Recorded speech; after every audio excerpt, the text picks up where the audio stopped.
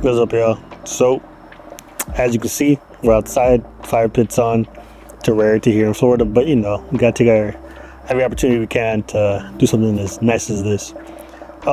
This is not the reason why I turned the camera on, but more of a conversation I was having with God, and then kind of in turn, without my buddy, knowing it, unexpectedly turned into a conversation that went a lot deeper than we both thought it would. And we're just talking about how, like, sometimes holding on hurts more than letting go. Yeah, I don't know if you guys have seen the picture. If I can find it, I'll post it up here. But there's a picture, right, of a hand holding onto a rope, and it's burning their hands, and it's just giving like chafing and turning red, right? And it says sometimes holding on hurts more than letting go. And once the hand lets go, the healing process starts happening. And not to go into any details of how the conversation went, because it was probably one between him and I, but I brought that conversation back between God and myself. And how many times, right, are we holding on to things that, one, aren't good for us, two, God has told us to let go a long time ago, and three, we know 100% that it's something from our past, right? We're trying to drag stuff from our past and bring it into our future, and you can't contaminate it, like oil and water. But I really want to focus on the fact that if we're holding on to something, right, two hands, we can't do what God called us to do, right? Let's say you're like, oh, well, Rodz, I'm not like all the way out, right? You're still living halfway, your old life and halfway into your new, steps in life. Well, that means you're down one hand. Yeah, so like if you're dragging something, you don't have the full force to go on to the next step. You don't have the full force to go on to the next ventures that God has for you, right? So, in thinking of that, it made me realize that how many times, right, do we hold on to our past traumas, our past hurt, our past conflicts, our past relationships, our past, insert whatever you want there, our past hurt, our past, thought of not feeling sufficient. Right, we're holding on to that for so long. We've held on to that, with so many years into our lives, right? That now, let's say as an adult, it's now affecting us, right? This is not a therapy session. This is just a conversation between just you and I. But it just made me think that if we were just to put our hands up, right? The universal sign of just like surrender is put your hands up. If we were just to put our hands up to God and be like, Lord, this is yours. I can't do anything with this. Like, I'm gonna put it in your hands. If we were to give it to God, the amount of healing that can truly happen, right? I know in the holidays, sometimes I talked about this before. This time might, dredge up some things that we thought were, pushed down. Let's say something happened in the beginning of the year, you had a loss, you had a conflict, you had a pain, you had a trauma, right? Whatever it might be, and you've been stuffing it down, and now the holidays come around, you're reminded, that lost, loved one of that, that pain, that hurt, that whatever, you insert your thing right there. And we then start to question, like, am I good enough? Am I strong enough? Am I smart enough? Am I, good looking enough? Am I beautiful enough? Am I whatever, right? We start asking, like, am I enough, right? And it's interesting because I was talking to some people as well, like, from a different, like, friend group too. You're talking about, like, finances and, like, does money really make you happy? And some people say yes, some people say no.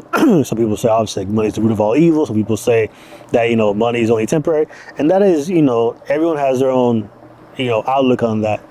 And yes, money is important. That's all good. This is not a financial, conversation. This is just a little fireside one.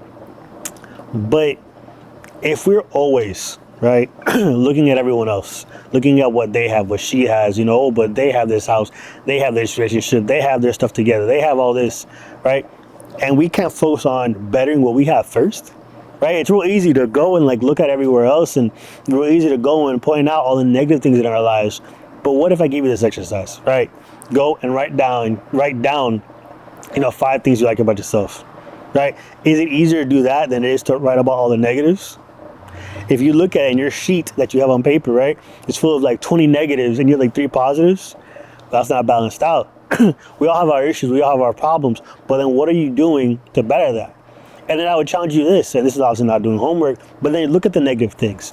Are these things that you can change? Oh, I'm not smart enough, then study. Oh, I'm not good looking enough. Let's say that's something in your own head, but you know you have people that care about you.